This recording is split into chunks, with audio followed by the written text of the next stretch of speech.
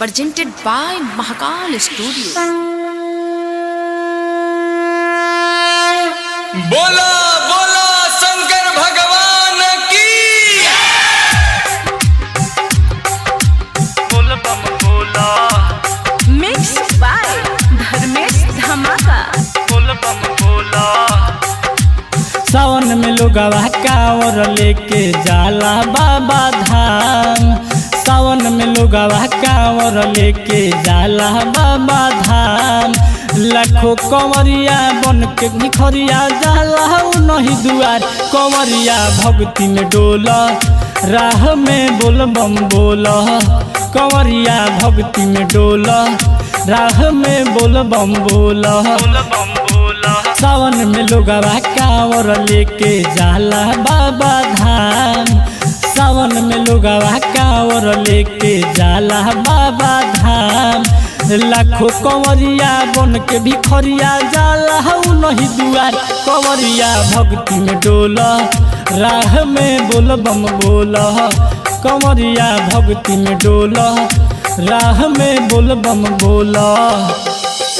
बोल बम बोल बम बोल बम बोला। कंवरिया भक्ति में डोला राह में बोल बम बोला। जपत रहो नाम सब दुख मिट जाई। सब दुख मिट जाई। जपत रहो नाम सब दुख मिट जाई। पीलो चिलमिया भर के सब सुख मिल जाई। हंसत खेलत चल जाइब तू मिली बहुत आराम। लाखों कंवरिया बन के भिखरिया जाला नहीं दुआर। कंवरिया भक्ति में डोला राह में बोल बम बोला।